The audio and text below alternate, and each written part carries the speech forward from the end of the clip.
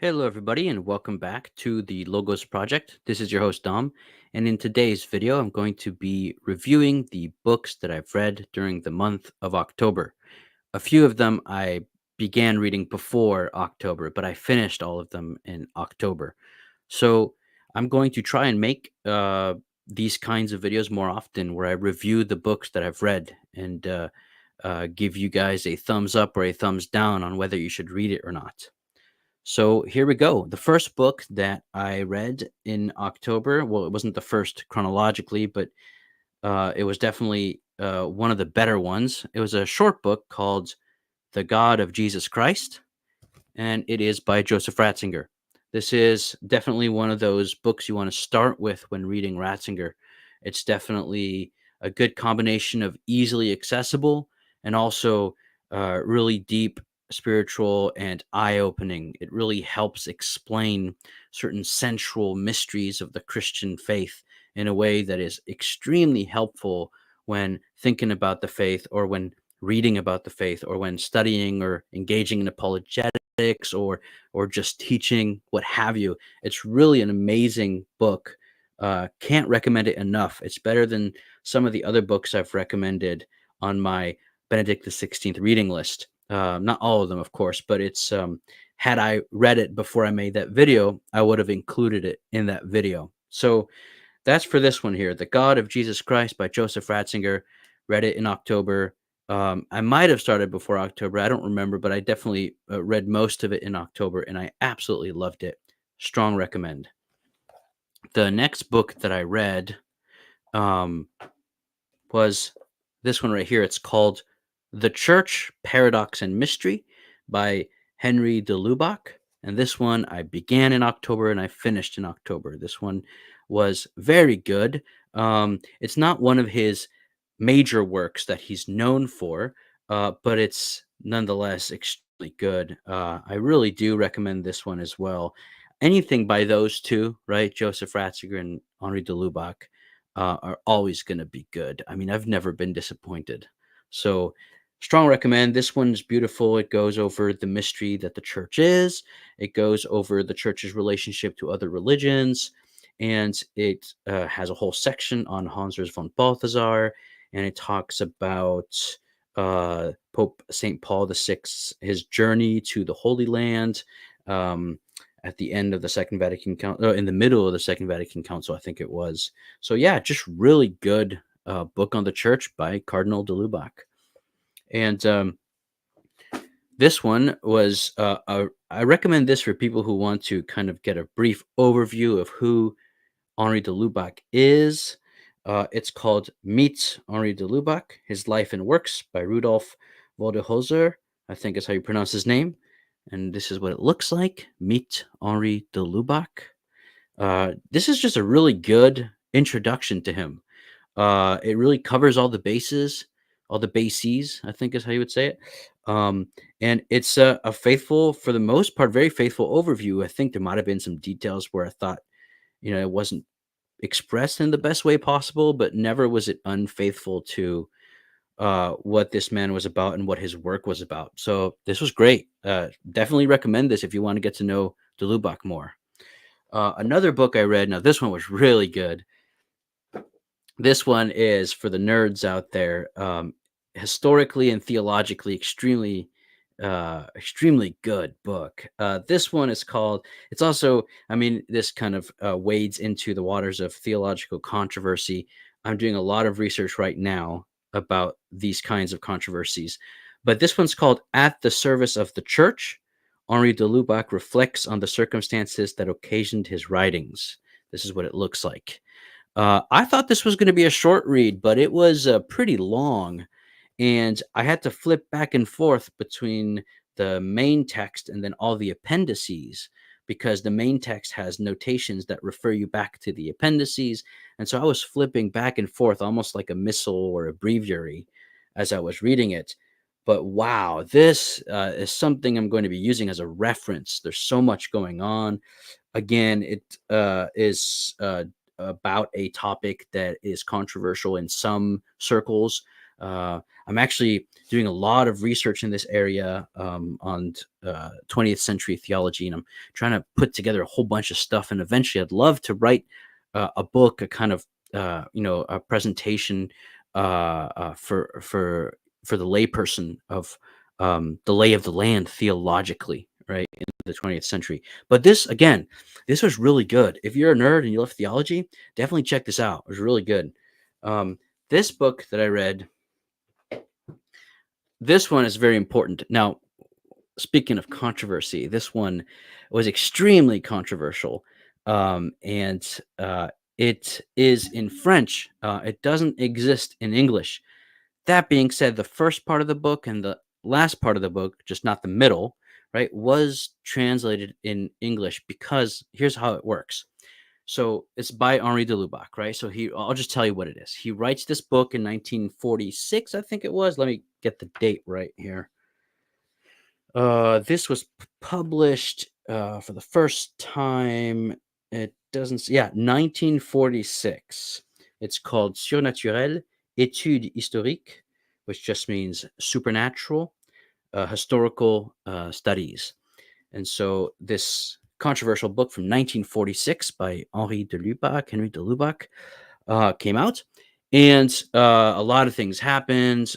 He didn't write on the topic for several years until later, where he took the first section and the last section and republished it as what he calls his twins, right? These are twins. And those books are basically the first part of Surnaturel and the last part of Surnaturel.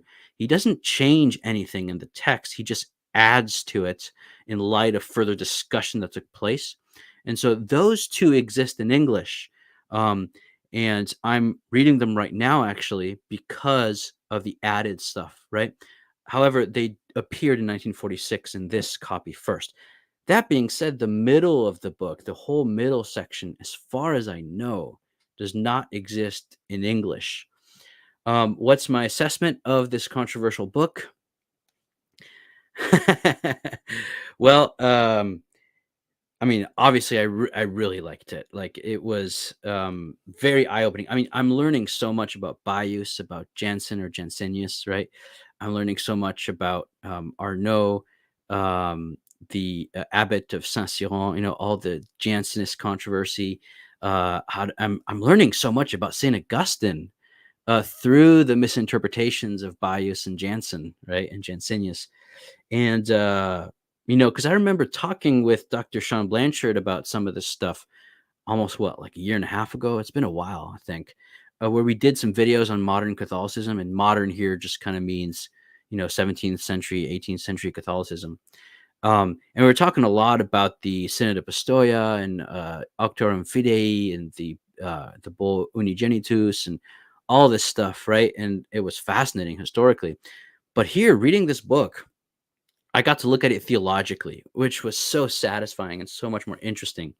Of course, then de Lubac gets into Cajetan, Suarez, John of St. Thomas, and all that kind of stuff, and basically, goes through the whole tradition and argues for his points, which is one that is not. I'm not going to be able to summarize it in a book review video, right? That being said, so I'm reading a lot about this. So in fact, I mean, this book right here, I finished it this month, and I also read his brief catechesis on nature and grace. I've read parts of this in French. I have 2 copies, and then I finished it in English because I lost my French copy. So this was also really good. It wasn't directly, it wasn't as, how to put this. He talks about a lot of different things, not just nature and grace in this. But there's very important and relevant parts that shed further light on nature and grace. However, this really is all about nature and grace. I mean, just to give you a kind of a glimpse, right? Well, it's going to be too hard to read through the index, but the first part is about the interpretation of Saint Augustine that we find in Baius and that we find in Jansen and that we find in the whole Jansenist movement, right? And then he gets into Baroque Thomism's interpretation of St. Thomas, Thomism's response to Baius and Jansen. and then he gets into St. Thomas himself in light of his historical context, all the scholastics, Duns Scotus, William Abelard, all these different scholastics, and looks at the relationship between the order of nature and the moral order and then the supernatural order and all that language and what it means. He looks at the way St. Thomas approaches the question of the angels and their freedom and their sin, and how grace features into that question, something that St. Augustine had brought up as well. Eventually, he gets into the commentators, and he you know argues for the invention of pure nature, becoming more than just a hypothesis. All of that stuff, right? All the controversy, and after he has like a whole historical survey of the word supernatural, which is very poetically written. It's really incredible. And then there's at the end further little historical chapters where he kind of goes through historical notes, as he calls them. So it's a massive book, very enjoyable, very beautifully written, right? Obviously, people have issues with it in the neo-Thomistic um, tradition, so to speak. So I've been reading parts of it's right behind me, if you can see it right here. That book right there, that's Lawrence Feingold's the Natural Desire to See God, or what's it called? Let me get the title right, or Thomas are gonna kill me. I got the title right. Yeah, The Natural Desire to See God.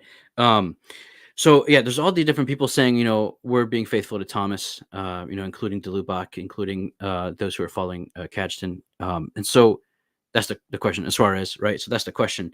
But I haven't read Feingold's book all the way through. That's the next thing I'm doing. I'm reading that all the way through. But yeah, so I read Surnaturel and then Brief Catechesis on Nature and Grace, and again, very poetic and very erudite and very concise and insightful. I mean, he seems to really understand Saint Augustine in a way that, I mean, I learned so much about Saint Augustine through his criticism of through de Lubac's criticism of Baius and Jansen. Okay, next thing I read was I finished this book right here. I had started it before October, but Cormac McCarthy's The Crossing. This is the second book in a trilogy. So I read All the Pretty Horses a few months ago by Cormac McCarthy. I enjoyed All the Pretty Horses. The Crossing has some good parts in it, but I did not enjoy it as much. I don't know. I felt a little drawn out, and I don't know. In his book, The Road, which I read several months ago, I really loved it. I thought it was a really good it was kind of Nietzschean, but it had a kind of underlying Christian hope in it, even though it was an extremely depressing book, right? Um, so I really enjoyed The Road. Like I loved that book, The Road. And so I started reading his Border trilogy, and I read All the Pretty Horses, and obviously it wasn't as good as The Road, but I thought it was still really good, very well written, very beautiful. I mean, his writing style is really incredible. And then I read The Crossing, and it was a little bit more difficult, and it was a little drawn out. And at times when he's philosophizing, right, it was, I don't know, a little shallow, I thought, and definitely a bit. He sounded a bit full of himself, right? So, you don't have to agree with me. I just thought that The Crossing was not as good as, definitely not as good as The Road, but not as good as All the Pretty Horses. The third book in the trilogy is called Cities of the Plain. I have not read this one yet, and so that's the third one, and I'm going to read that next. And so that's Cormac McCarthy. Obviously, I'm kind of making my way up to Blood Meridian, which is considered to be his best. And so after Cities of the Plain, that's my goal, is to read that. Okay, so um, before I tell you the best book I read this month, I mean, it was a spiritual experience. Those of you who follow the channel probably already know what it is. But I read this trilogy. I started it before October, but I finished the third book in October. I started that one in October and finished it in October. And so here's how I usually do things, right? So I read a lot of these works of theology and philosophy that are kind of dense and difficult to get through. And it takes, reflection. So sometimes I read something, I'll highlight it, I'll think about it, I'll pause, I'll come back to it, and then keep reading and work my way through with notes and highlights and stuff like that. Occasionally I need a break, right, from the dense theology. And so I try to find like a nice, more, a work of fiction that's more enjoyable, that doesn't require a lot of thinking, right? So I've been looking for a good fantasy series, and I tried picking up. Okay, this is actually a story that is insane. I picked up the book Babel, okay, and I read like all the way up to, I read about, how to put this, maybe like 4/5 of it, right? I read most of the book and I could not finish it. I absolutely hated it. I started reading it in the beginning, and it had a very promising opening, and there was like a whole magic system, including language, and the main characters were studying in Oxford, and I was like, "This is awesome!" Right? And then it went south real quick, and it didn't get better; it got worse. It became really woke and, extremely Marxist, and like advocating for violence, and it just got so preachy, and it was like oozing really postmodern, Marxist deconstructionism, and obviously Marx makes a lot of good points, but when it comes to pointing out problems with society, but the issue with Marx is not just his solutions, but also his presuppositions, and we're going to talk about Marx in just a second. But anyway, that book Babel started off good, then it got awful, and I hated it. So I did not finish that. I tried to, because I don't like not finishing a book that I read, but I couldn't, so I just put it down, got rid of it, honestly. Uh, anyway, that being said, that didn't work, so I kept looking around for some good fantasy books, and I eventually got this trilogy. And, um, before I show you what it is, the first book, right, the prose was bad. I hate to say it. The prose was not good. But it did get better. The prose got better. Second book, the prose was a lot better. Third book, okay, the prose was okay. It was good. Like, it wasn't bad prose. It wasn't like McCarthy or De Lubac or something like that. Um, or I don't know, Dickens, or I mean, not to hold books to those kinds of standards, but I mean, a good example would be Donna Tartt from The Goldfinch, or um, McCarthy is really the one I've been reading recently, or C.S. Lewis. Like, it doesn't have to be this highfalutin prose, right? But so it was a bit rough with the prose in the beginning, but the plot was engrossing. I could not put the book down. I had to keep reading, even though the prose was kind of annoying me. The plot was really good. It was written by a Mormon, and so there's definitely some hints of Mormonism in it, kind of subliminal hints.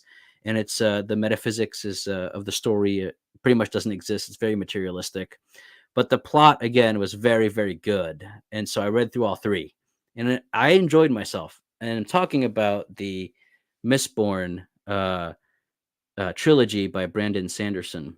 Um, so yeah, that was my kind of recreation in between or books, and so yeah, I really enjoyed it. I thought the story was really, really good.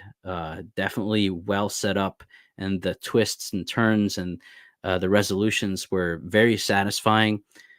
Prose annoying, got better, right? And of course, very materialistic fantasy, but it was good. It was good. In fact, I think I'm gonna read some more of Sanderson. It's a great book to, his stories are great to fall back on when I need a break from dense theology. Okay, so that leads me to the final book that I read in October, and this one, just honestly, it was just as impactful on me as when I read John Paul II's Theology of the Body. Um, in fact, it was just as impactful on me as when I read Joseph Ratzinger's book Eschatology. That's insane, because Eschatology, like, I have not read something that has topped Ratzinger's Eschatology when it comes to just explanatory power, beauty, right, and interconnectedness, spiritual, prayerful, and deeply theological, very intelligent, right? Ratzinger's Eschatology is one of those great books that I'm just going to keep coming back to, right? It's one of those books that you get something every time you read it. So this book was like that. In fact, it might be better. I don't know. It might be better. I'm talking about Henri de Lubac's book, The Drama of Atheist Humanism. This book was so good. I mean, there was moments where, I just wanted to go pray. Moments where I was like emotionally invested, and it was just so good because he explains very well people like, of course, Friedrich Nietzsche, Feuerbach, Auguste Comte. That I had no idea about this guy. Auguste Comte, his influence is massive. Obviously, Marx, his exposition of Marx, wow, it was incredible. Like you see the genius of Karl Marx in the way he explains him. But then his critique of Marx was just pure beauty. Like it was amazing. Um, he has a chapter at the end on Nietzsche as a mystic, and shows how Nietzsche's mysticism is kind of like a European Buddhism. Um, and I mean, the best part was the way he deals with Nietzsche was just incredible because Nietzsche, of course, right? He sees Christianity as a slave morality, right? Where the weak are they feel resentment towards the strong, and so they conquer the world. They topple the strong through their resentment by elevating a morality of humility and of the meek and the humble, right?